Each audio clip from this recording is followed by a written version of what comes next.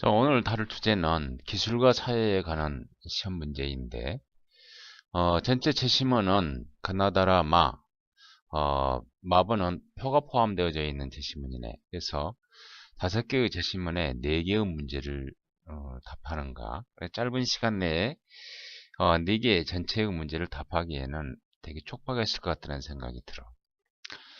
자, 먼저 1번 문제부터 해설을 한번 해보자. 자, 제시문 나를 참고해서 가에 나타난 인간과 로봇의 관계가 미래에 어떤 모습으로 변화할지 이야기하시오. 이렇게 되어져 있지. 그러면 자, 첫 번째 일에 나를 참고하라 그랬으니까 나에 있어서의 주요한 내용이 무엇인가를 갖다가 먼저 알아야 되겠네 보면은. 자, 제시문 나는 그리스 신화지 보면은 자, 시지프스 신화에 관한 부분이네 보면은 하데스 명령에 의해서 끊임없이 바이토를 어, 산 꼭대기 위에 올리는 처지에 놓여져 있는 시지프스에 관한 신화이지. 자, 근데 이와 같은 시지프스 신화를 기초로 해가지고 가번에서 나타난 인간과 로봇 관계가 미래에 어떤 모습으로 변화할까지를 이야기해 보라는 거야. 자, 그러면 자, 이 글은 제시문 나번에서 시지프스 신화를 바탕으로 해서 하데스와 시지프스의 관계를 먼저 분석하고 이를 제시문 가의 인간과 로봇의 관계에 적용한 다음 이러한 관계가 미래에는 이전과 비교해서 어떻게 변화할 것인지를 갖다가 설명해 주는 것이 맞아 보여. 자, 그러면 나를 참고로 하라고 했는데 하데스와 시지프스의 관계를 먼저 한번 분석을 한번 해보자. 하데스는 인간의 하데스 그 다음에 시지프스 그 다음에 바이돌 이렇게 되어지겠네. 음? 자, 하데스 명령은 어, 떻게 보면 인간에게 있어서 끊임없이 채워지지 않는 욕망을 이야기할 수도 있어. 그래서 인간은 이러한 욕망의 명령 아래에서 끊임없이 큰 바위를 밀어올리는 하나의 시지프스와 같아. 그렇지만 바위는 다시 굴러떨어지고 시지프스는 다시 이 바위를 끌어올리는 끊임없는 일을 하지.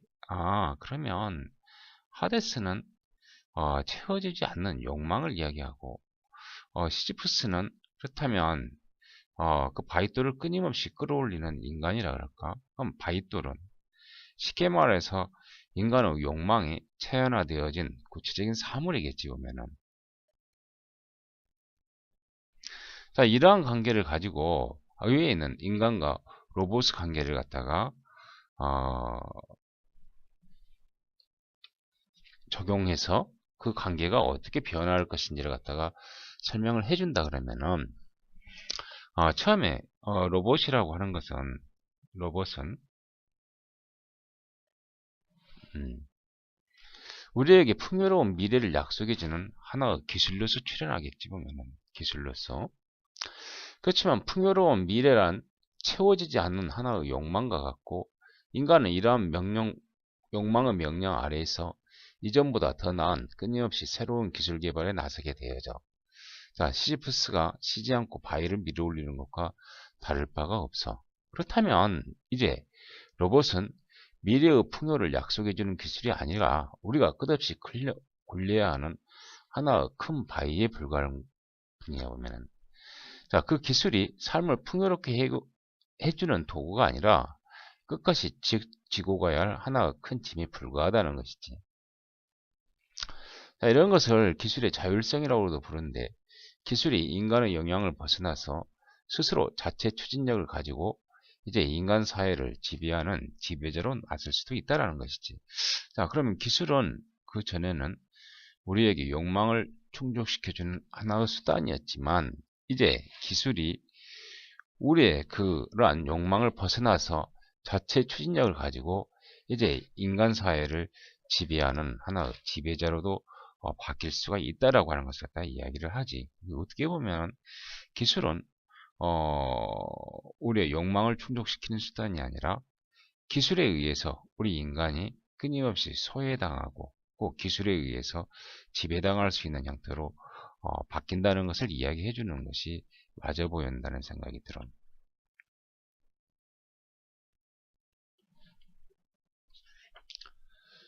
학교에서는 일반적으로 기술과 사회에 관해서 물어보게 되어지면 크게 네 가지를 물어보지 보면은 쉽게 말해서 기술과 사회에 관한 네 개의 입장이라 그럴까? 제일 처음에 보면은 기술이 우리가 살고 있는 사회를 결정지어준다라고 하는 기술의 사회적 결정론이라고 하는 기술 결정론이라고도 이야기하지. 이게 한편으로 보면 이 기술 결정론이라고 하는 것은 기술이 자율성을 가지고 자율성, 즉 스스로 동력을 가지면서 우리가 살고 있는 세계를 스스로 바꿔 나간다라고 하는 그런 측면에서 이야기를 하고 있는가?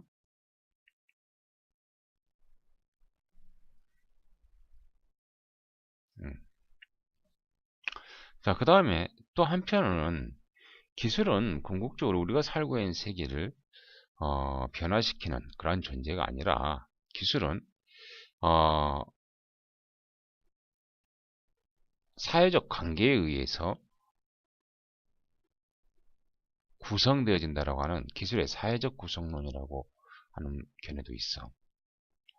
이걸 기술 구성론이라 그럴까? 기술 구성론이라고도 이야기를 하고, 기술이 사회적 관계에 의해서 결정되어진다는 이야기지. 이걸 예를 하나 들어보자 보면은, 자, 우리 일반적으로 기술 결정론자의 대표적인 사람이 마샬 맥루한이라고 하는 사람을 들 수 있는데,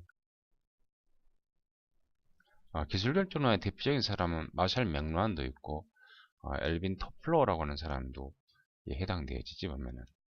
자, 엘빈 터플러는 우리가 살고 있는 세계를 자, 물결로 표시해서 크게 세 개의 물결로 이야기를 하지. 즉, 신석기 농업혁명과 그 다음에 산업혁명, 그 다음에 정보기술혁명 이렇게. 마샬 맥루한은 엘빈 터플러보다 단계가 하나 더 있어 보면은 그래서 엘빈 터플러는 제일 처음에 자 구술의 시대와 문자의 시대와 그 다음에 활자의 시대, 그 다음에 정보기술의 시대 이런 형태로 구분하지. 자, 근데 잘 모르는 사람들을 위해서 이야기하자면 마샬 맥루한은 미디어 테크놀로지에 있어서의 가장 고전적인 학자라고 이야기를 하지. 그래서 이 사람의 시대의 구분은 대부분 커뮤니케이션 수단에 의한, 즉 커뮤니케이션 기술에 의한 구분이라고 이야기를 하면 돼. 자, 근데 그 중에 활자에 관한 부분을 봐보자. 활자.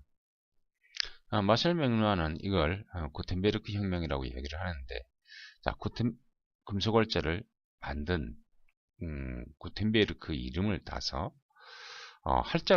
금속활자가 나오고 난 다음에 시대를 갖다가 활자의 시대, 그래서 구텐베르크 혁명이라고 그렇게 표현을 해요. 근데 구텐베르크 혁명은 궁극적으로 그 이전에 문자의 시대라고 이야기를 할까? 쉽게 말해서 지식과 정보라고 하는 것이 서구 같은 경우에서는 라틴어에서 유통되어지고 또 그 지식은 대부분 필사를 통해서 전파되어졌기 때문에 사회에 있어서의 소수에 있어서 지식인 집단만이 그 지식을 가지고 있었던 거라고. 중세 같은 경우에서는 카톨릭에서 사제를 중심으로 한 사람들이 지식을 갖다가 독점하고 있는 시대였지 보면은. 근데 구텐베르크가 만든 금속활자는 궁극적으로 이와 같은 중세의 시대를 깨뜨리고 근대의 시대로 나아가게 된다는 거야. 근데 근대의 시대로 나아가게 되어지는 그 하나의 동기를 갖다가 자, 지식에서 확산을 가지고 이야기를 해. 즉 금속활자는 지식에서 확산이라는 것을 가능하게 해주었으니까. 그래서 터플러라든지